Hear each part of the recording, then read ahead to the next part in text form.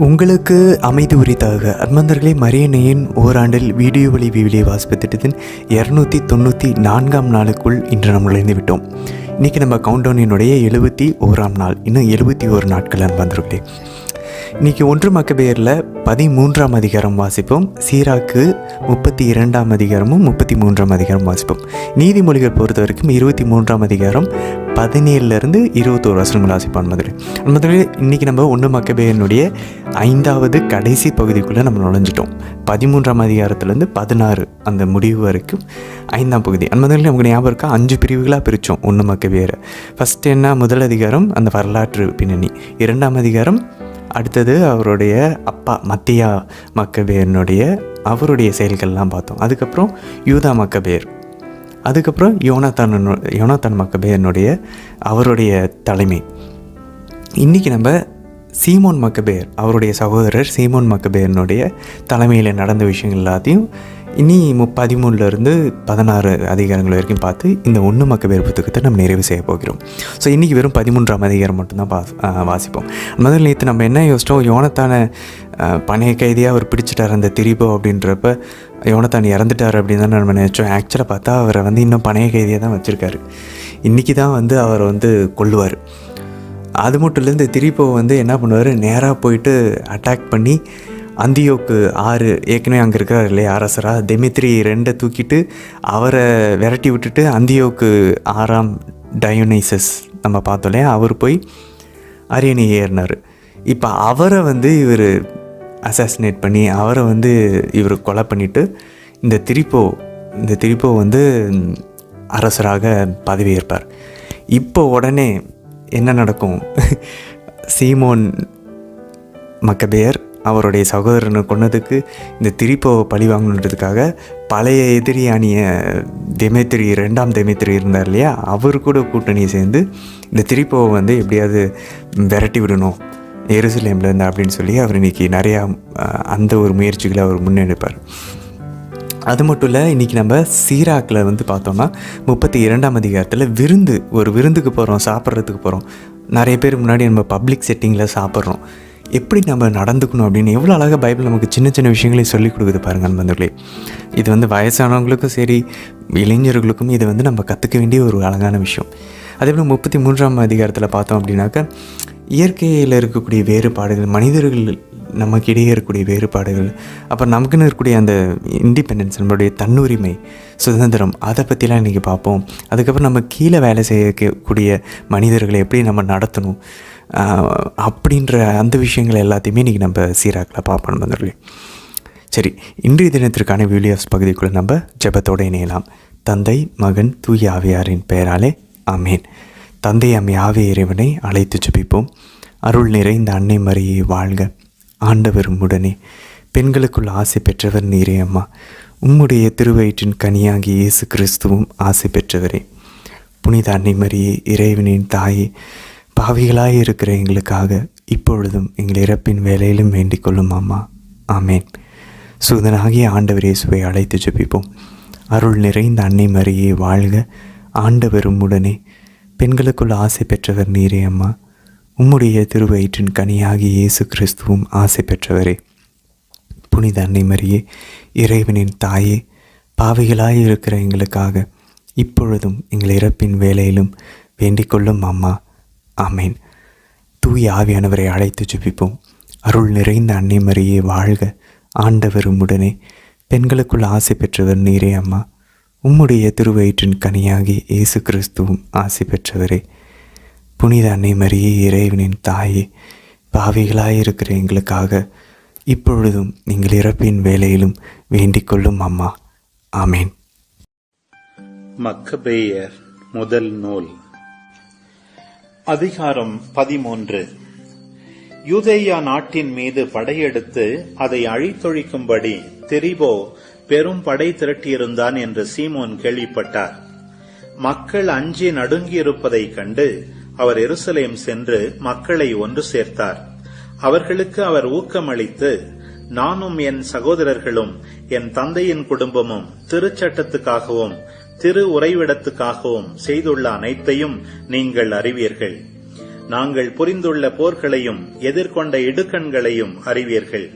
இதை முன்னிட்டே என் சகோதரர்கள் அனைவரும் இஸ்ராயேலுக்காக மடிந்தார்கள். இப்போது நான் மட்டுமே எஞ்சியிருக்கிறேன். எந்த துன்பம் நேர்ந்தாலும் என் உயிரை நான் காப்பாற்றிக் கொள்ள முனைவேன் என சிறிதும் எண்ண வேண்டாம். ஏனென்றால் என் சகோதரர்களை விட நான் சிறந்தவன் அல்லேன். ஆதலால் என் இனத்தார், திரு உறைவிடம், உங்கள் மனைவி மக்கள் ஆகியோருக்காக வேற்றினத்தார் எல்லாரையும் பழிவாங்குவேன். ஏனெனில் அவர்கள் நம்மீது கொண்ட பகைமையினால் நம்மை அழித்தொழிக்க கூடியிருக்கிறார்கள் என்றார். இச்சொற்களை கேட்டதும் மக்கள் புத்துணர்வு பெற்றார்கள்.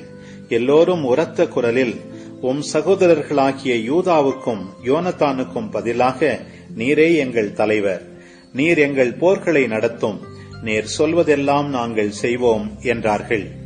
ஆகவே சீமோன் எல்லா போர் வீரர்களையும் ஒன்று சேர்த்து எருசலேமின் மதில்களை கட்டி முடிக்க விரைந்தார். சுற்றிலும் அதை வலுப்படுத்தினார். அப்சலோமின் மகன் யோனத்தானையும் அவருடன் திரளான படையையும் யாப்பாவுக்கு அனுப்பினார். யோனத்தான் அங்கு இருந்தவர்களை வெளியே துரத்திவிட்டு அவ்விடத்தில் தங்கியிருந்தார்.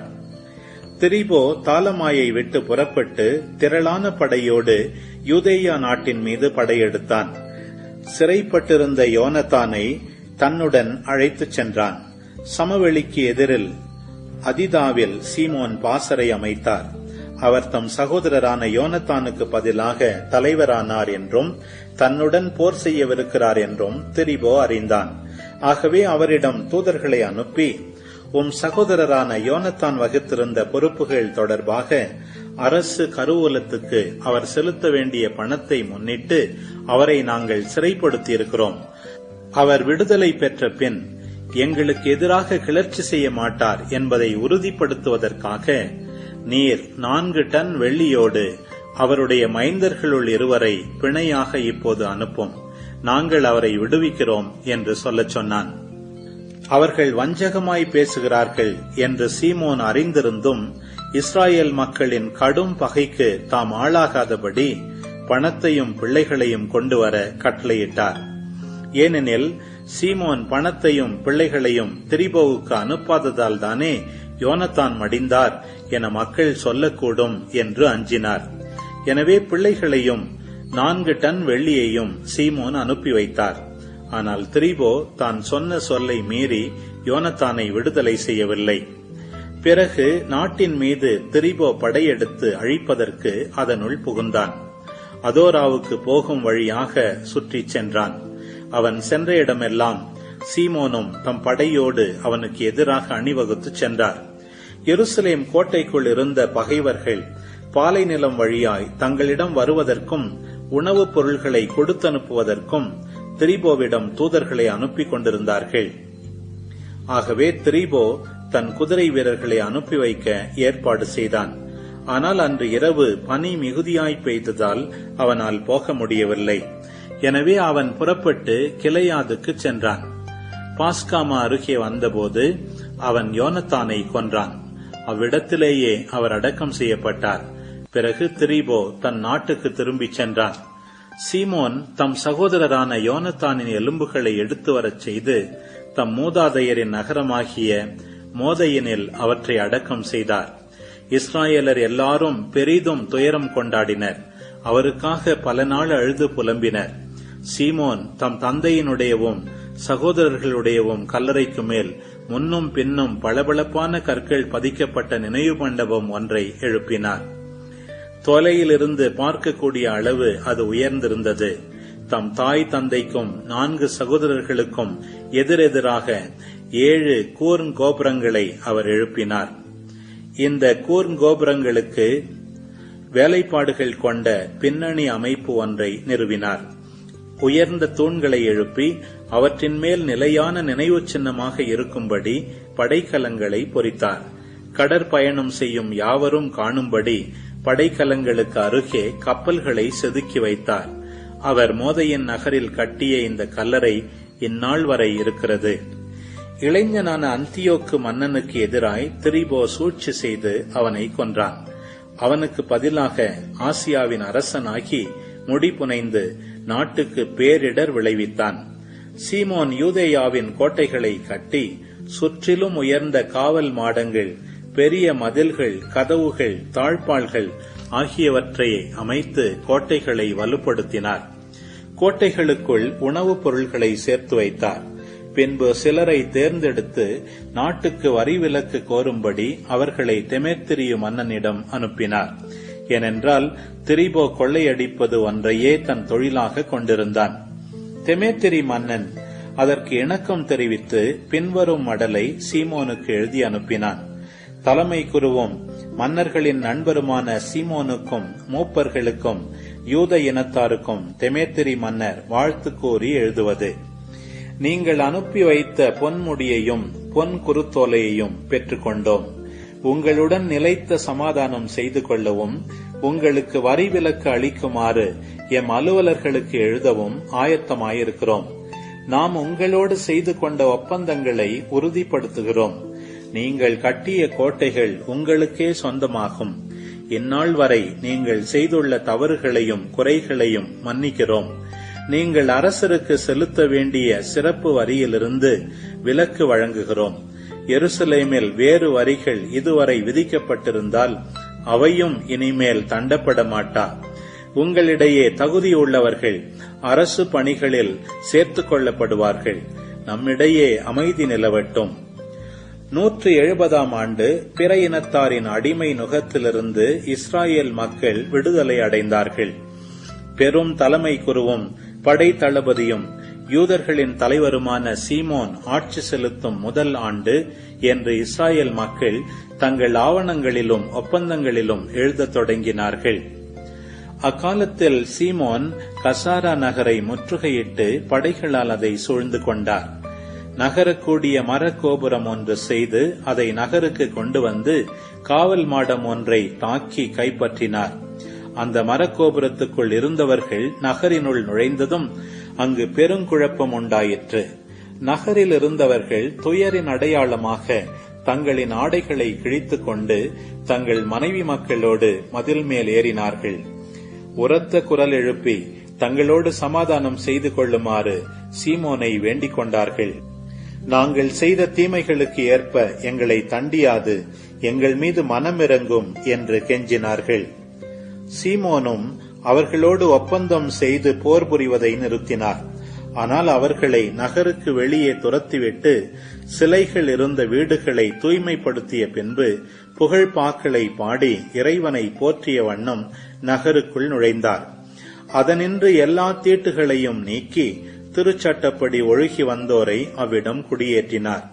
அதை மேலும் வலுப்படுத்தி அதில் தமக்கென ஓர் இல்லத்தையும் அமைத்துக் கொண்டார். ஆனால் எருசலேம் கோட்டைக்குள் இருந்தவர்கள் வெளியே நாட்டுப்புறம் போகவும் நகருக்குள் வரவும் வாங்கவும் விற்கவும் தடை செய்யப்பட்டிருந்தார்கள். ஆதலால் அவர்கள் பசியால் வருந்தினார்கள். பலர் பட்டினியால் மடிந்தனர். இறுதியில் அவர்கள் சீமோனிடம் கதறி அழுது தங்களுக்கு அமைதி அளிக்குமாறு அவரை வேண்டிக் கொண்டார்கள். அவரும் அவ்வாறே செய்தார். ஆனால் அவர்களை அவ்விடத்தினின்று துரத்திவிட்டு கோட்டையை தீட்டுகளினின்று தூய்மைப்படுத்தினார்.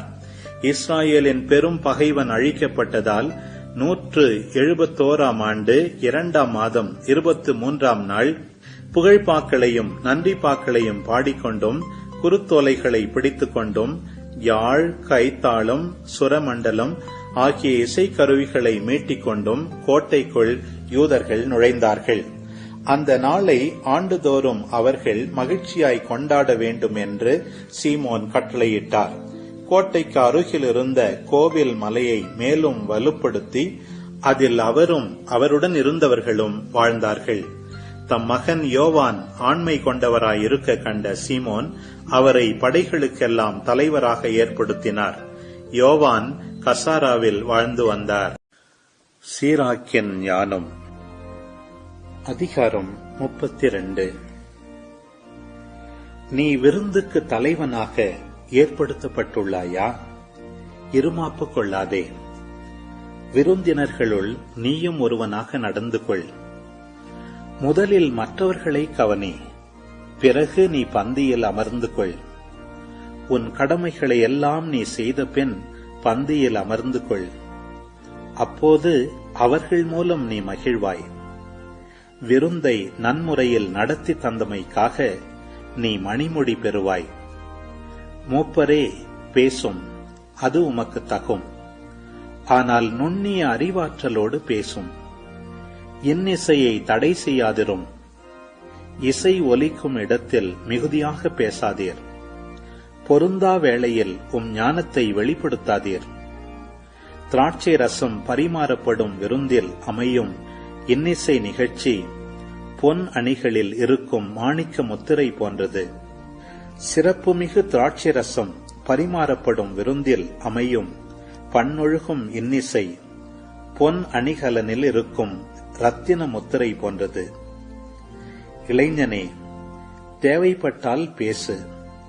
அரிதாக, அதுவும் இருமுறை வினவப் பெற்றால் மட்டும் பேசு. சுருக்கமாய் பேசு. குறைவான சொற்களில் நிறைய சொல். அறிந்திருந்தும் அமைதியாக இரு. பெரியார்கள் நடுவில் உன்னை அவர்களுக்கு இணையாக்கிக் கொள்ளாதே. அடுத்தவர் பேசும்போது உளறிக் கொண்டிராதே. இடி முழக்கத்திற்கு முன் மின்னல் வெட்டுகிறது. அடக்கமான மனிதருக்கு முன் அவர்களது நற்பெயர் செல்கிறது. விருந்தை விட்டு நேரத்தோடு எழுந்திரு. கடைசி ஆளாய் இராதே. அலைந்து தெரியாது வீட்டுக்கு விரைந்து செல். அங்கு கழித்திரு.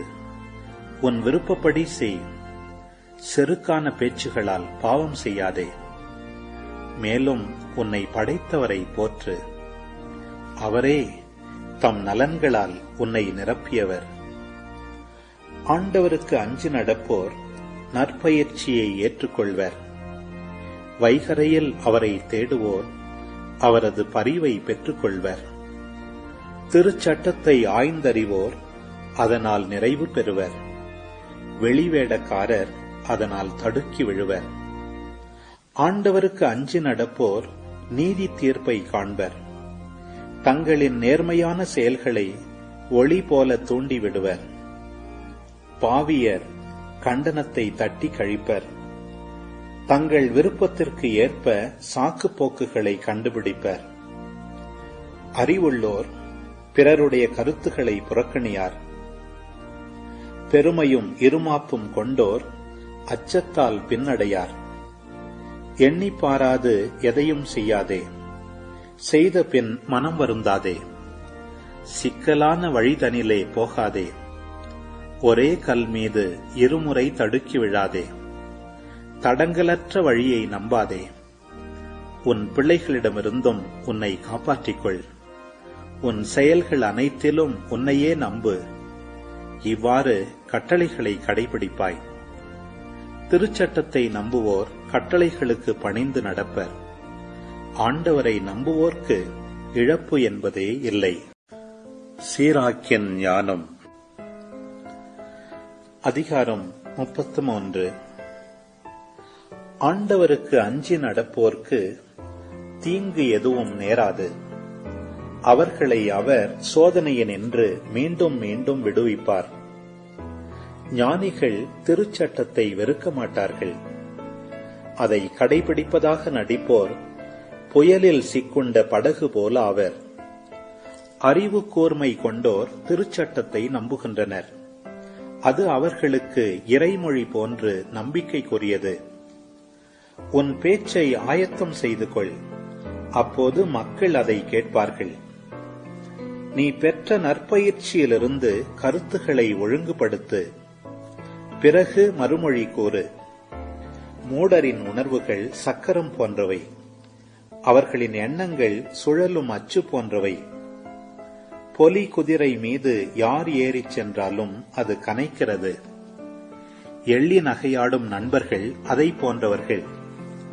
ஒவ்வொரு நாளும் ஒரே கதிரவனிடமிருந்து ஒளி பெற்றாலும் ஆண்டின் ஒரு நாள் இன்னொரு நாளை விட சிறப்பாக இருப்பது ஏன்? ஆண்டவருடைய ஞானத்தால் நாள்கள் வேறுபடுத்தப்படுகின்றன. அவரே காலங்களையும் விழாக்களையும் வெவ்வேறாக அமைத்தார். சில நாள்களை அவர் உயர்த்தி தூய்மைப்படுத்தினார். சிலவற்றை பொதுவான நாள்களாக வைத்தார். மனிதர் எல்லாரும் நிலத்திலிருந்து வந்தவர்கள். மானிடர் மண்ணிலிருந்து படைக்கப்பட்டனர். நிறைவான அறிவாற்றலால் ஆண்டவர் அவர்களை வேறுபடுத்தினார். அவரே அவர்களின் வழிகளை வெவ்வேறாக அமைத்தார். ஆசி வழங்கி சிலரை அவர் உயர்த்தினார். சிலரை தூயவராக்கி தம் அருகில் வைத்துக் கொண்டார். ஆனால் வேறு சிலரை சபித்து தாழ்த்தினார். அவர்களிடத்திலிருந்தே அவர்களை விரட்டி அடித்தார். குயவர் கையில் களிமண் போல் அவர்களின் எல்லா வழிகளும் அவர்களது விருப்பப்படியே அமைகின்றன. மனிதர் தங்களை உண்டாக்கியவரின் கையில் உள்ளனர். அவர் தமது தீர்ப்புக்கு ஏற்ப அவர்களுக்கு கைமாறு கொடுக்கிறார். நன்மைக்கு முரணானது தீமை, வாழ்வுக்கு முரணானது சாவு. இறைப்பற்றுள்ளோருக்கு முரணானோர் பாவிகள். உன்னத இறைவனின் எல்லா வேலைப்பாடுகளையும் உற்று நோக்கு. அவை இணை இணையாக உள்ளன. ஒன்று மற்றொன்றுக்கு எதிராயிருக்கிறது. இறுதியாக விழித்தெழுந்தவன் நான். திராட்சை பழம் பறிப்போர் விட்டு போனவற்றை திரட்டியவனை போன்றவன் நான். ஆண்டவரின் ஆசியால் நான் முதன்மை நிலை பெற்றேன். திராட்சை பழம் பறிப்போர் போல திராட்சை பிழியும் தொட்டியை நிரப்பினேன். எண்ணிப்பார், எனக்காக மட்டும் நான் உழைக்கவில்லை, நற்பயிற்சியை தேடும் அனைவருக்காகவுமே உழைத்தேன். மக்களுள் பெரியோர்களே, நான் சொல்வதை கேளுங்கள். சபை தலைவர்களே, கூர்ந்து கேளுங்கள். உன் மகனையோ மனைவியையோ சகோதரரையோ நண்பரையோ உன் வாழ்நாளில் உன்மேல் அதிகாரம் செலுத்த விடாதே. உன் செல்வங்களை மற்றவர்களுக்கு கொடாதே. இல்லையேல் நீ மன வருத்தப்பட்டு அவற்றை திருப்பி கேட்கக்கூடும். உன்னிடம் உயிர் உள்ளவரை, மூச்சு இருக்கும் வரை மற்றவர்கள் உன் மீது அதிகாரம் செலுத்த விடாதே. நீ உன் பிள்ளைகள் கையை எதிர்பார்த்திருப்பதை விட உன் பிள்ளைகள் உன்னிடம் கேட்பதே மேல். உன்னுடைய எல்லா செயல்களிலும் சிறந்தோங்கு. உன் புகழுக்கு இழுக்கு வருவிக்காதே. உன் வாழ்நாளை நீ முடிக்கும் அந்நாளில், அந்த இறுதி நேரத்தில் உன் உரிமை சொத்தை பகிர்ந்து கொடு. தீவனம் தடி சுமை கழுதைக்கு, உணவு கண்டிப்பு வேலை அடிமைக்கு. அடிமையிடம் வேலை வாங்கு, நீ ஓய்வு காண்பாய். அவனை சோம்பியிருக்க விடு, அவன் தன்னுரிமையை தேடுவான். நுகமும் கடிவாளமும் காளையின் கழுத்தை வளைக்கின்றன. வாட்டுதலும் வதைத்தலும் தீய அடிமையை அடக்குகின்றன. அவனை வேலைக்கு அனுப்பு, இல்லையேல் அவன் சோம்பித் திரிவான். சோம்பல் பல வகை தீங்கையும் கற்றுக் கொடுக்கிறது. அவனுக்கு ஏற்ற வேலையைச் செய்ய அவனை ஏவு. அவன் பணிந்து நடக்கவில்லையேல் கடுமையான விலங்குகளை அவனுக்கு மாட்டு. ஆனால் எவரோடும் எல்லை மீறி நடந்து கொள்ளாதே. நீதிக்கு மாறாக எதையும் செய்யாதே. உனக்கு ஓர் அடிமை மட்டும் இருந்தால் அவனை உன்னை போல நடத்து. ஏனெனில் அவனை உன் குடும்பத்தானாக வாங்கியுள்ளாய். உனக்கு ஓர் அடிமை மட்டும் இருந்தால் அவனை உன் சகோதரன் போல நடத்து. ஏனெனில் உன் உயிரை போல் உனக்கு அவன் தேவைப்படுவான். நீ அவனை கொடுமைப்படுத்த அவன் உன்னை விட்டு ஓடிப்போனால் எந்த வழியில் அவனை தேடிப்போவாய்? நீதிமொழிகள் அதிகாரம் 23. வளமுடன் இருக்கும் பாவிகளைப் போல நீயும் இருக்க வேண்டுமென்று ஏங்காதே. ஆண்டவரிடம் எப்போதும் அச்சமுள்ளவனாயிரு. அப்பொழுது உன் வருங்காலம் வளமானதாயிருக்கும். உன் நம்பிக்கையும் வீண் போகாது. பிள்ளாய், இதை கவனி, ஞானமுள்ளவனாயிரு. உன் மனத்தை நன்னெறியில் செலுத்து. குடிகாரரோடு சேராதே. பெருந்தீனியரோடு சேர்ந்து கொண்டு அவர்களைப் போல புலால் உண்ணாதே. குடிகாரரும் பெருந்தீனியரும் முடிவில் ஏழைகளாவர். உண்டு குடித்த மயக்கம் கந்தையை ஒடுக்கும்.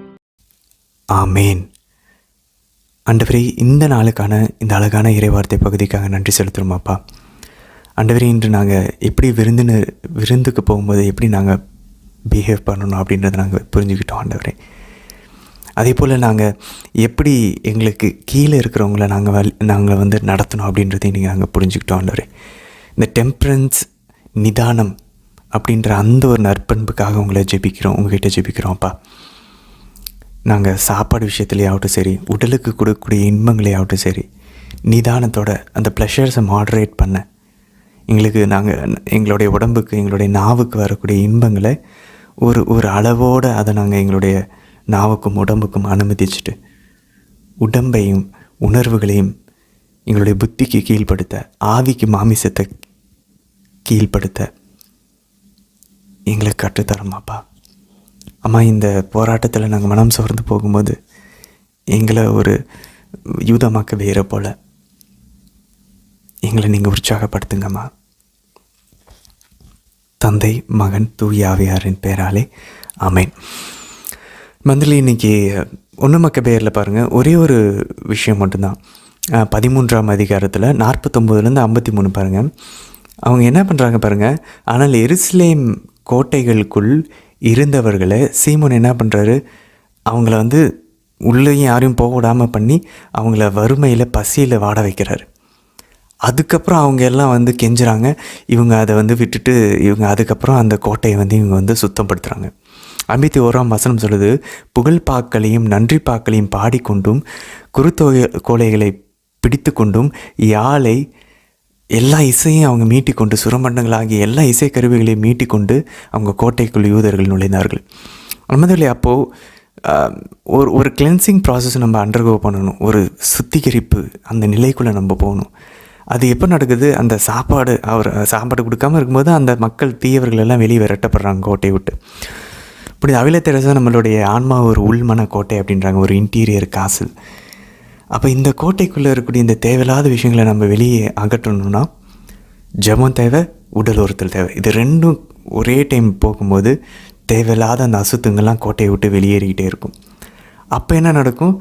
அப்போ நம்ம செலுத்தக்கூடிய பலி, நம்ம மாசு போய் ஒப்பு கொடுக்குறோம் பாருங்கள், அது ஆண்டவருக்கு உகந்ததாக இருக்கும். அப்போ நம்ம புகழ் பாக்கல், ஆண்டவரையும் மாதாவையும் ஜெபம் மாலையில் வாழ்த்துறோம் பாருங்கள், அது ஆண்டவருக்கு உகந்ததாக இருக்கும். அப்போ அது வரைக்கும் நான் ஜெபிக்கிற ஜெபம், திருப்பலி வந்து ஆண்டவர் ஏற்றுக்க மாட்டார், ஏற்றுக்குவார். ஆனால் நம்ம இப்போ எதுக்கு ஒப்பு கொடுக்கணும்? இந்த கோட்டையில் இருக்கக்கூடிய இந்த தீமைகளை வெளியே அகற்றுவதற்கு, நம்மளுடைய ஆன்மாவின் இந்த கோட்டைக்குள்ளே. ஸோ அந்த ஒரு அழகான ஒரு ஆவிக்குரிய ஒரு பார்வையில் அந்த ஒரு சின்ன ஒரு நிகழ்வை நம்ம பார்க்கலாம். சரி, சீராக்குள்ளே போவோம் பாருங்கள். நம்ம சீராக்கில் 32ஆம் அதிகாரம் 1ஆம் வசனம் பாருங்கள். நீ விருந்துக்கு தலைவனாக ஏற்படுத்தப்பட்டுள்ளாயா? இருமாப்பு கொள்ளாதே. விருந்தினர்களுள் நீயும் ஒருவனாக நடந்து கொள். முதலில் மற்றவர்களை கவனி, பிறகு நீ பந்தியில் அமர்ந்து கொள். அன்மந்தியில் இதை நம்ம எல்லாருமே நம்ம தமிழ் கலாச்சாரத்தில் நம்ம ஃபாலோ பண்ணுவோம் இல்லையா? நம்ம முதல்ல யார் வராங்களோ அவங்களுக்கு நம்ம சாப்பாடெல்லாம் பரிமாறி அவங்க சாப்பிட்டதுக்கப்புறம் நம்ம உட்காருது. அழகாக சீராக்கில் இருக்குது பாருங்கள். பைபிள் இதெல்லாம் நம்ம கற்றுத்தருது போல. ஆண்டவர் நமக்கு இதெல்லாம் கற்றுத்தரார். உடனே நம்ம வந்து ஃபஸ்ட்டு தான் நம்ம பந்தியில் யார் ஃபஸ்ட்டு முடிக்கிறோம் அப்படின்னா அந்த போட்டி இல்லை, அந்த அளவாக சாப்பிட்றோன்னு அர்த்தம். சீக்கிரமாக அழகாக சாப்பிட்டு முடிக்கணும். அழகான விஷயங்கள் பாருங்களேன். மற்றவங்களை கவனிச்சுட்டு அதுக்கப்புறம் நம்ம உட்காருது. விருந்தினர்களுள் நீயும் ஒருவனாக நடந்து கொள். இந்த கவனிக்கும்போது நானுமே வந்து அப்போல்லாம் ப்ரேயரில் இல்லாதப்போ, இப்போ எங்கள் வீட்டு கல்யாணத்துலலாம் நானும் போய் பந்தியில் அப்படியே எல்லாருக்கும் தேவையாக வேணுமான்னு கேட்டு பரிமாறினேன். ஆனால் இப்போ நான் ஜெபத்துக்குள்ளே வந்ததுக்கப்புறம் பார்க்குறேன், நான் அதை என்ன நோக்கத்தோடு பரிமாறினேன்னா, எல்லோரும் என்னை பார்த்து பெருமையாக நினைக்கணும். அந்த நோக்கத்தோடு தான் நான் அப்போ எல்லாரையும் கவனித்தேன். உண்மையிலேயே அவங்கள கவனிக்கணுன்ற நோக்கத்தோடு கவனிக்கல. எவ்வளோ கடல் போன்ற ஒரு வித்தியாசம் அன்பாந்தர்களே. எனக்கு இப்போ ஜெபத்துக்குள்ளே வந்ததுக்கப்புறம் தான் என் நோக்கங்கள் இப்போ வந்து தவறுன்னு நான் புரியுது. நான் வந்து சீன் போடுறதுக்காக நான் போயிட்டு அதை செஞ்சுருந்துருக்கேன், இப்போ தான் தெரிய வருது. ஆனால் அப்போல்லாம் நான் உண்மையிலேயே ஜெபத்தில் இல்லை, எதுவுமே கிடையாது, பைபிளில் எதுவுமே கிடையாது. ஸோ அப்போ எனக்கு புரியல பாருங்களேன். எல்லோரும் ஓகே இவன் நல்லா கவனிச்சான், பரவாயில்ல இவன் வந்து நல்லா சுறுசுறுப்பாக இருக்கலாம். கேவலம் இப்படிப்பட்ட ஒரு ஒரு ஒரு ஒரு ஒரு ஒரு ஒப்பீனியனை வந்து மக்கள்கிட்ட இருந்து வாங்கணுங்கிறதுக்காக தான் இப்படி பண்ணிடுவோம். மனசில் இருந்து அன்புனால் நகர்த்தப்பட்டு சேரிட்டினால் நான் மூவ் ஆகி அவங்க மேலே இருக்கிற அன்பும் சரி, கடல் மேலே இருக்கிற அன்பும் சரி, அந்த மனுஷங்களுக்கு என்ன வேணும், அவங்களுக்கு உண்மையிலே சாப்பாடு தேவையா அப்படின்றதில் இல்லை. அஃப்கோர்ஸ் கொஞ்சம் இருந்துச்சு, இது எங்கள் வீட்டு கல்யாணம், நான் பார்க்கணும், நான் அவங்கள போய் கவனிக்கணும், அந்த ஒரு மனசும் இருந்துச்சு, இல்லாமலாம் இல்லை. பட் அது கூடவே இதுவும் கலந்துருக்குது பாருங்களேன். அந்த தற்பெருமை, எல்லோரும் என்ன புகழணும், நான் செய்கிறேன் அப்படின்ற அந்த நான்றது இருந்திருக்குது. ஸோ அந்த மாதிரி இல்லாத விருந்தினருக்கு நீ தலைவராக ஏற்படுத்தப்பட்டுள்ளாயா, இருமாப்பு கொள்ளாது. நான் எல்லாம் செஞ்சேன், சர்வீஸ் பண்ணேன், ஆனால் பாருங்கள் இருமாப்போட பண்ணேன். ஸோ நம்மளும் அழகாக இதுலேருந்து கற்றுக்கலாம். ஆனால் ஆண்டவர் சொல்கிறார், நீங்கள் இன்வைட் பண்ணப்பட்டீங்களா, முதல்ல போய் தாழ்ந்த இடத்துல உட்காரு, உங்களில் தலைவனாக இருக்க வேண்டிய முதல்ல பணியாளராக இருக்கட்டும், முதல்ல அவங்களுக்கு எல்லாத்துக்கும் நீங்கள் செஞ்சுட்டு அதுக்கப்புறம் சாப்பிடுங்க. ஸோ எவ்வளோ ஆண்டவருடைய டீச்சிங்ஸ்லாம் இதில் மறைமுகமாக இருக்குது பாருங்கள் நண்பர்களே. ஸோ நம்மளோட இன்டென்ஷனை ப்யூரிஃபை பண்ணுறது ரொம்ப ரொம்ப ரொம்ப முக்கியம். இதை தான் நம்ம கிறிஸ்தவம் அழகாக கொண்டு வந்திருக்கு. குறிப்பாக கத்தோலிக்க திருவை செய்கிறது முக்கியம் இல்லை. எல்லோரும் சோஷியல் ஒர்க் பண்ணாங்க. ஆனால் அப்படி அன்னை தெரசா பண்ணதில் ஒரு வித்தியாசம் இருந்துச்சு. ஏன்னா she did it only for Christ. ஆண்டவர் இயேசுக்காக மட்டும்தான் அதை செஞ்சாங்க. அவர் மேலே இருக்கிற அன்புனால தான் அவங்களால போய் கட்டி பிடிக்க முடிஞ்சு அந்த தொழுநோயாளியை. ஃபாஸ்டிங் இருக்கிறோம், எதுக்காக இருக்கிறோம்? ஆண்டவர் மேலே, ஆண்டவர்கிட்ட நெருங்கணும். இந்த பாவத்தை விட்டு வெளியே வருது எதுக்கு நான் வெளியே வரணும்னு நினைக்கிறேன். நிறைய நேரங்களில் அஃப்கோர்ஸ் ஸ்டார்டிங் ஸ்டேஜில் அதனால் வந்த விளைவுகள்லேருந்து வெளியே வரணும். இப்போ நானுமே அதில் தான் ஆரம்பித்தேன். பட் ஒரு பாயிண்டில் இப்போ என்ன தோணுது, பாவத்தை விட்டு நான் எதுக்கு வெளியே வரணும்? என் வாழ்க்கை நல்லா இருக்கணுங்கிறதுக்காக மட்டும் இல்லை. அதெல்லாம் என்னை ஆண்டவர்கிட்ட நெருங்க விடாமல் அதை என்னை தடை பண்ணிகிட்ருக்கு. அப்போ எல்லாமே நம்ம மொத்தத்தையும் கடவுள் பக்கம் திருப்பணும், ஓரியன்ட் பண்ணணும். ஒரு ஃபாஸ்டிங் இருக்கிறதுல கூட என்ன நோக்கம் இருக்குன்னு பாருங்கள். நம்ம ஜெபிக்கிறோம் எதுக்கு? பாவத்தை விட்டு வெளியே வரணும்னு முயற்சி பண்ணுறோம் எதுக்கு? எல்லாத்தையும் டுவர்ட்ஸ் கிரைஸ்ட், கடவுளுக்காக திருப்பணும். அதுக்கப்புறம் பாருங்கள் 4ஆம் வசனம், பொருந்தா வேலையில் ஞானத்தை வெளிப்படுத்தாதீர். எவ்வளோ அழகாக சொல்கிறாங்க பாருங்களேன். கரெக்டான விஷயம் தான், நல்ல விஷயங்கள் தான், ஆனால் தப்பான டைமில் சொல்லிடக்கூடாது. டைமிங் ரொம்ப முக்கியம். வெயிட் பண்ணணும் சில சமயம். நான் ஏற்கனவே உங்களுக்கு ஒரு உதாரணம் சொல்லிக்கிறேன். அந்த ஜெபமாலை ஜெபிக்க சொல்கிறது தான் அவங்கள பார்க்கும்போது மனசில் தோணுது, ஆனால் அப்போ சொல்லக்கூடாது. ஆவிகளை பகுத்தறியணும். வெயிட் பண்ணேன், ஒரு டைம் வந்துச்சு, எதாச்சும் நானும் அவங்களும் சந்தித்தோம். அந்த டைமில் சொன்னோம், அவங்க அந்த டைமில் ஏற்றுக்கிறதுக்கு தயாராக இருந்தாங்க, ஏற்றுக்கிட்டாங்க. இதுவே நான் முன்னாடி சொல்லியிருந்தேன்னா அந்த மெசேஜ் அவ்வளோதான் போச்சு. அப்போ மனசு பாறையாக இருந்துச்சு. இப்போது பண்படுத்தப்பட்டிருக்கு, நிலம் ரெடியாக இருக்குது. ஏதோ ஒரு பிரச்சனையில் போயிட்டு வந்திருப்பாங்க, ஒரு சூழல், அந்த டைமில் சொல்லும் போது ஏற்றுக்கிறதுக்கு அவங்க ரெடியாக இருப்பாங்க. ஸோ பொருந்தா வேலையில் நம்ம ஞானத்தையும் கடவுளுடைய வார்த்தையும் கடவுளுடைய செய்தியும் சொல்லக்கூடாது. டைமுக்கு தகுந்த நேரத்துக்காக வெயிட் பண்ணணும். கடவுள்கிட்ட ஜெபிப்போம். ஜெப மனநிலையில் இருந்தோன்னா ஆண்டவரே நம்மளை வழி நடத்துவார். 7ஆம் வசனம் பாருங்கள், இளைஞனே தேவைப்பட்டால் பேசு, அரிதாக அதுவும் இருமுறை வினவ பெற்றால் மட்டும் பேசு. எவ்வளோ அழகான ஒரு தாழ்ச்சியின் அடையாளம் பாருங்கள். பெரியவங்க இருக்கிறாங்களா, அவங்கள பேச விடுவோம். ஒருவேளை நமக்கு தெரிஞ்சால் கூட அவங்க பேசட்டும். நம்மளை கேட்பாங்க, நீங்கள் என்னப்பா சொல்கிறீங்க அப்படின்னு சொல்லிட்டு. அப்போது அதுவும் 2 முறை கேட்டால் பேசுனாங்க. அப்புறம் என்ன, சும்மா மேலோட்டமாக ஒரு தடவை பேருக்கு வேணால் கேட்பாங்க நம்மக்கிட்ட. இல்லை உண்மையிலேயே நம்மகிட்ட கேட்கணும் 2 தடவை 3 தடவை கேட்பாங்க. என்னப்பா சொல்கிறேன், என்ன சொல்கிறேன், நீ சொல்லு. இல்லை நீ உன் மனசில் பட்டது சொல்லு அப்படின்னு சொல்லும்போது தான் நம்ம அதுவும் ரொம்ப அரிதாக பேசணும், கம்மியாக பேசணும். 11ஆம் வசனம் பாருங்கள், விருந்தை விட்டு நேரத்தோடு எழுந்துரு, கடைசி ஆளாக இராத. கடைசி வரைக்கும் உட்காந்து நல்லா சாப்பிட்டுக்கிட்டே இருக்கக்கூடாது. அலைந்து திரிந்து வீட்டுக்கு விரைந்து செல். அலைந்து தெரியாது வீட்டுக்கு விரைந்து செல். அண்ணாதில் அப்போ பாருங்கள், முன்னாடி முடிக்கணும்னு சொல்கிறாங்க. சீக்கிரமாக ஒரு கல்யாணத்துக்கு புறமா முடிச்சுட்டு வீட்டுக்கு நேரத்தோடு திரும்ப. பாருங்கள், இதெல்லாம் பைபிளில் இருக்குது. எவ்வளோ ப்ராக்டிக்கலான அட்வைஸ் பாருங்களேன். 13ஆம் வசனம், நல்லா சாப்பாடை என்ஜாய் பண்ணி பார்க்கும்போது, அப்போ என்ன, சாப்பாடை பார்த்தோன்னா ஒரு என்ஜாய்மெண்ட் வருது. அப்போ பாருங்கள் 13ஆம் வசனம் சொல்லுது, மேலும் உன்னை படைத்தவரை போற்று. சாப்பாடை பார்க்கும்போது அவரே உம்மை நலன்களால் உன்னை நிரப்பி ஏறுவார். அன்பர்களே, எனக்கு இந்த சாப்பாடை கொடுத்தது கடவுள்னு சொல்லி கடவுளை போற்ற முடியுதா, இல்லை சாப்பாடை பார்த்தோன்னா நம்மளுடைய அந்த அந்த அந்த அந்த இச்சை, அந்த ஆசை அப்படியே மேகம் போல் சூழ்ந்துக்குதா? அப்படின்னா இன்னும் அதெல்லாம் ஒர்க் பண்ணணும். எவ்வளோ ஒர்க் பண்ண வேண்டியிருக்கு பாருங்கள் அன்பர்களே.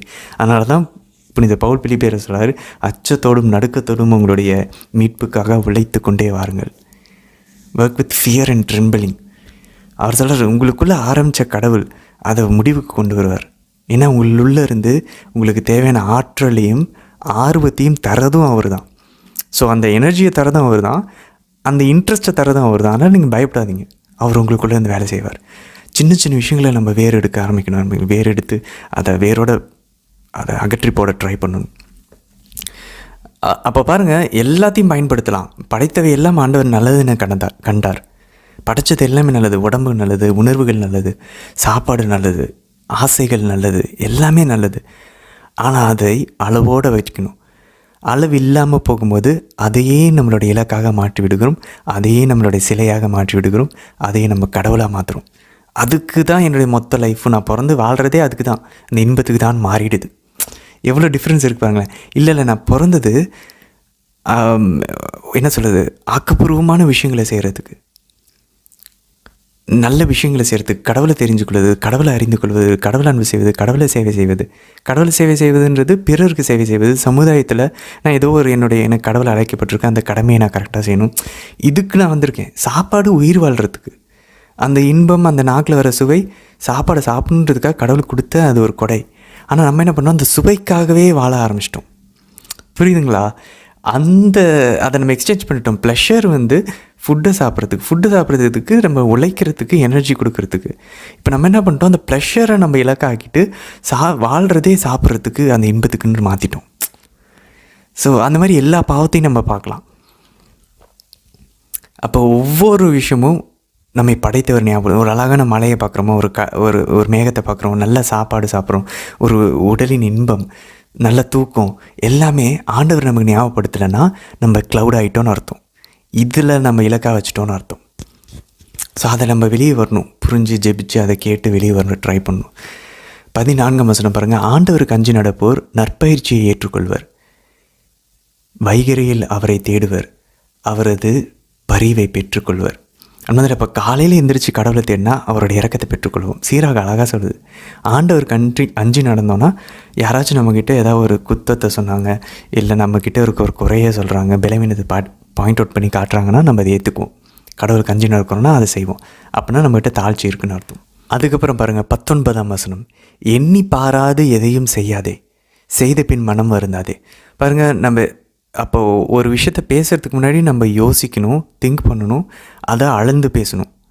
அது எவ்வளோ அப்படின்னு சொல்லிட்டு அதை தூளா குலையை வைத்து நம்ம அளந்து பார்த்து நம்ம பேசணும்னு சொல்லி நம்ம பார்த்தோம். ஸோ யோசிக்கணும், அளந்து பார்த்து அதுக்கப்புறம் நம்ம பேசணும். இப்போ இன்றைக்கி என்ன பார்க்குறோம், எண்ணி பார்த்து யோசித்து பார்த்து தான் எதையும் செய்யணும். அப்போ ஒரு விஷயத்த பேசுகிறதுக்கு முன்னாடி, செய்கிறதுக்கு முன்னாடி யோசிக்கணும். சிம்பிள். இதை கேட்குறதுக்கு சிம்பிளாக இருக்கும். இது என்ன நமக்கு தெரியாதான்னு இல்லை, பைபிள் அதை திரும்பவும் நம்ம இன்றைக்கி ஆணியை போல் அடிக்குது. இதை நம்ம பண்ண மாட்டேங்கிறோம். தெரியும், கேட்டுருக்கிறோம், கேள்விப்பட்டிருக்கோம், ஆனால் இதை பண்ண மாட்டேங்கிறோம். திரும்பி நமக்கு ஆணியை நெத்திப்பொறியில் அடிக்கிறது போல் அடிக்குது. அதுக்கப்புறம் பாருங்கள் 33ஆம் அதிகாரம் 1ஆம் வசனம். திரும்பவும் ஆண்டவருக்கு அஞ்சு நடக்கிறதுக்கு பாருங்கள். ஆண்டவருக்கு அஞ்சு நடப்போருக்கு தீங்கு எதுவும் நேராது, அவர்களை அவர் சோதனை நின்று மீண்டும் மீண்டும் விடுவிப்பார். எத்தனை தடவை சோதனை வந்தாலும் ஆண்டவர் விடுவிப்பாராம். ஆண்டவருக்கு அஞ்சு நடக்கிறோன்னா அப்போ பாருங்கள், நான் சோதனையில் விழுறேன், நான் பாவத்தில் விழுறேன், எனக்கு சோதனை வருதுன்னா இன்னும் நம்ம தாழ்ச்சி ஆகலைன்னு அர்த்தம். சிம்பிள். இமிட்டேஷன் ஆஃப் கிரைஸ்டில் தாமஸ் ஏ கெம்பிஸும் அதான் சொல்கிறார். நம்ம சோதிக்கப்படாமல் இருக்கணுமா, பாவத்தில் விழாமல் இருக்கணுமா, அமைதியாக தாழ்ச்சியாக நம்ம அடக்க ஒடுக்கமாக இருந்தோம்னாவே இதெல்லாம் விழ மாட்டோம். நம்ம தாழ்ச்சி இல்லாதனால, கடவுளுக்கு அஞ்சாதனால தான் இதில் திரும்ப சோதனையில் விழுந்துட்டுருக்கோம். எந்த தீங்கும் நமக்கு அணுகாதான். 4ஆம் வசனம் பாருங்கள். உன் பேச்சை ஆயத்தம் செய்து கொள், அப்பொழுது மக்கள் அதை கேட்பார்கள். நீ பெற்ற நற்பயிற்சியிலிருந்து கருத்துக்களை ஒழுங்குபடுத்து, பிறகு மறுமொழி கூறு. சும்மா அப்படி விதண்டாதமாக நிறைய பேர் இந்த கேப்பை ஃபில்லப் பண்ணுறதுக்காக எதை பேசுவாங்க. இப்போ யாரோ ஒருத்தரை சந்திக்கிறோம், சும்மா ஏதோ பேசணுமேன்றதுக்காக பேசக்கூடாது. ஏதாவது பேசுகிறதுக்கு இருந்தால் மட்டும் பேசணும். பேசாமல் இருந்தால் அந்த சில சமயம் நமக்கு இந்த அமைதியை நம்மளால் ஏற்றுக்க முடியல. பாருங்களேன், ஒரு 2 பேர் இருக்கிறோம் அப்படின்னா, ஃப்ரெண்டாக இருக்கலாம், இல்லை கணவன் மனைவியாக இருக்கலாம், அம்மா அப்பாவாக இருக்கலாம், ஏன் கொஞ்சம் அமைதியாக இருப்போமே. அந்த அமைதி நமக்கு ஏற்றுக்க முடியல. அது ஏதோ ஒரு அன்கம்ஃபர்டபுளாக இருக்குது. ஏதாவது பேசிக்கிட்டு இருக்கோம். பேசணுன்னா ஆயத்தமாக பேசணும். அதை நம்ம எதாவது தேவைப்பட்டால் மட்டும் பேசணும். 9ஆம் வசனம் பாருங்கள். சில நாள்களை அவர் உயர்த்தி தூய்மைப்படுத்தி இருக்கிறார், சிலவற்றை பொதுவான நாள்களாக வைத்திருக்கிறார். உடனே நம்ம ஜோசியத்துக்கு போயிடக்கூடாது அன்பர்களே. 4 நட்சத்திரம் அப்போ பார்க்கலாம் பாருங்கள், பைபிளில் போட்டிருக்கு. அப்படி சொல்லக்கூடாது. சில நாட்களை அவர் உயர்த்தி தூய்மைப்படுத்தியிருக்கிறான்னு என்னது? அது நம்மளுடைய சண்டேஸ், ஓய்வு நாளை குறிக்கும். ஆண்டவர் விண்ணேற்பு அடைந்த நாள் தான் தூய்மையான நாள், நமக்கு ஓய்வு நாள். திருச்சபை கொடுக்கக்கூடிய லிட்டர்ஜிக்கல் ஃபீஸ், திருவிழா நாட்கள் நமக்கு தூய்மையான நாள், ஓய்வு நாள். அந்த நாளை நம்ம தூய்மையாக கடைபிடிக்கணும். அது சிறப்பான நாள். நம்மளுடைய கல்யாணங்களை என்னைக்காச்சும் எந்த செயின்ட்டுடைய ஃபீஸ்ட்டு ஏதாவது கோயிலில் ஃபீஸ்ட் வருதா அன்றைக்கி என்னைக்காவது நம்ம ஃபிக்ஸ் பண்ணுறோமா? நிறையா கத்தோலிக்கர்கள் பெரும்பாலானவர்கள் இன்னமும் 4 நட்சத்திரம் பார்த்து கல்யாணத்தை ஃபிக்ஸ் பண்ணுறாங்க. முதல் கட்டளைக்கு எதிரான பாவம், அதனாலேயே நிறைய பிரச்சனைகள் வந்துட்டுருக்கு வீட்டில். இதை ஸ்டாப் பண்ணி பாருங்க நண்பர்களே, இது எதுவுமே வராது. முதல் கட்டளைக்கு எதிராக எந்த பாவமும் செய்ய வேண்டாம். 24ஆம் வசனம் பாருங்கள், இதை நிறைய பேர் ஃபாலோ பண்ணுறாங்க. உன் வாழ்நாளை நீ முடிக்கும் அந்நாளில் அந்த இறுதி நேரத்தில் உன் உரிமை சொத்துக்களை பகிர்ந்து கொடு. இது நிறைய பேர் பண்ணுறாங்க. இதை பண்ணாமல் இறந்து போகிறவங்க பெரிய பிரச்சனையில் அதுக்கப்புறம் பிள்ளைங்க உட்காந்து சண்டை போட்டுட்டு அடிச்சிட்டு இருக்காங்க. அம்மா அப்பா இறந்துட்டாங்கன்ற வருத்தம் இல்லை, அக்கா அண்ணன் தம்பி இறந்துட்டாங்க வருத்தம் இல்லை, அவங்க சொத்துக்கு அடிச்சுக்கிட்டு இருப்பாங்க. எப்படி ஒரு நல்ல கிறிஸ்தவர்களாக இருக்க முடியும்? கிறிஸ்தவர்கள் இதை பண்ணிட்டு இருக்காங்க, அதுவும் கத்தோலிக்க கிறிஸ்தவர்கள் நண்பர்களே. அப்புறம் எப்படி நம்ம கிறிஸ்டின்னு சொல்ல முடியும்? எனக்கு அந்த சொத்து கூட வேணாம், நான் சம்பாரித்ததா என் அப்பா அம்மா சம்பாரித்ததா இருந்தாலும் சரி, அது கவர்மெண்ட் எனக்கு உரிமைன்னு சொல்லுது. என்னை பொறுத்த வரைக்கும் ஆண்டவர் என் மூலியமாக எவ்வளோ கொடுக்குறாரோ அதுதான் என்னுடைய சம்பளம். அது வருதா வரட்டும், அதை நான் ஏற்றுக்குவேன். அதிலேருந்து ஒரு 10ல் ஒரு பங்கு எடுத்து ஏழைகளுக்கு கொடுப்பேன். வராமல் போதா அதை என் அண்ணன் எடுத்துகிட்டு போ, எனக்கு அதை பற்றி பிரச்சனை இல்லை. எத்தனை கோடியாக இருந்தாலும் எத்தனை லட்சமாக இருந்தாலும் எனக்கு தேவையானது என் ஆண்டவர் எனக்கு கொடுப்பார். ஆபிரகாம் போல் அவர் போய் சண்டை போட்டார். அவர் அந்த அரசர்கள்கிட்டருந்து வாங்குறது அவரோட உரிமை. அம்மா அப்பாடி சொத்து நம்மளோட உரிமை, ஓகே ஃபைன். பட் அதுலேயே கண்ணா இருக்கக்கூடாது. ஆபிரகாம் என்ன சொன்னார்? எனக்கு உன்னோட எந்த சொத்தும் வேணாம், நான் ஜெயித்தேன், நான் சண்டை போட்டேன், நான் அதுக்காக உழைச்சேன், இருந்தாலும் எனக்கு அது வேண்டாம். நீ என்னை பணக்காரன் ஆகுன்னு சொல்லக்கூடாது. என் அம்மா அப்பா சொத்துனால நான் பணக்காரனான்னு சொல்லக்கூடாது. ஆண்டவர் என்னைக்கு தேவையானதை, எனக்கு தேவையான வீடு பணத்தை அவர் கொடுப்பார். என்ன சொல்ல வரேன்னா, அதை வாங்க வேண்டான்னு சொல்லலை, அதுக்காக சண்டை போடுறாங்க தெரியுமா, அந்த லெவலுக்கு போகக்கூடாது. ஒரு முன்ன பின்ன அவங்க கொஞ்சம் ஒரு நல்ல நிலத்தை எடுத்துக்கிறாங்க, நல்ல பகுதியை எடுத்துக்கிறாங்க, எடுத்துகிட்டு போ, அவ்வளோதான் முடிஞ்சு. என் அன்புனால என் அண்ணனுக்கு, என் அக்காவுக்கு, என் தங்கச்சிக்கு, என் தம்பிக்குன்னு அதை விட்டு கொடுக்குறேன், அவ்வளோதான். அதுக்கப்புறம் பாருங்கள் 31ஆம் வசனம் ஆனதிலே, உனக்கு ஒரு அடிமை மட்டும் இருந்தால் அவனை உன்னை போல நடத்து. 32ஆம் வசனம் சொல்லுவது, உன் சகோதரனை போல நடத்து, எனில் அவனை உன் குடும்பத்தினராக நீ வாங்கியுள்ளாய். ஆனால் இதெல்லாம் அந்த காலகட்டத்தில் ஒரு ரெவல்யூஷன், புரட்சிகரமான ஒரு வசனம். யாராச்சும் அடிமையை அப்போ நம்மளே போல் நடத்தும். ஆண்டவர் என்ன சொல்ல, உனக்கு அடுத்திருப்பவனே உன்னை போல நேசின்றார், உன்னோட நெய்பர். ஆனால் அடிமையும் உன்னை போல நேசின்னு சொல்லுது பழைய ஏற்பாடு. அப்போ எவ்வளோ அப்போ பாருங்கள், நம்ம கீழே வேலை செய்கிறவங்களுக்கு கூட அவங்க போதும், அவங்க இப்படி இருந்தால் போதும் அப்படின்னு நிறைய பேர் சொல்லுவாங்க. இல்லை, அவங்களையும் மனுஷங்களாக நினச்சி, இந்த ஸ்லம்ஸில் இருக்கிறவங்க அவங்களையும் மனுஷங்களே, அவங்க அதை பழகியிருக்கலாம். பட் ஆனால் நம்ம அந்த இடத்துல இருப்போமா, இருக்க மாட்டோம்ல. அப்போ நம்மளே போல தான் அவங்கள நினைக்கணும். அப்போ அவங்களுக்கு என்ன செய்யலாம், அவங்கள கொண்டு வரதுக்கு என்ன பண்ணலாம், அவங்களுக்கு எதாவது கல்வி கொடுக்கலாமா, அவங்க பிள்ளைங்களை கூட்டிகிட்டு அட்லீஸ்ட் பெருசாக எதுவும் பண்ண முடியலனாலும் படிக்க வைங்கன்னு சொல்லலாமா, ஒரு சின்ன ஒரு அட்வைஸ். ஸோ இதெல்லாம் நமக்கு அழகான விஷயங்கள் நம்ம இதிலேருந்து கற்றுக்கலாம் நண்பர்களே. நம்மளை குடும்பத்தாரை போல் அவங்கள நடத்தணுமா. சரி நண்பர்களே, தொடர்ந்து பயணிக்கலாம். நாளை தினத்திற்கான வீடியோவில் சந்திக்கலாம். ஆமேன்.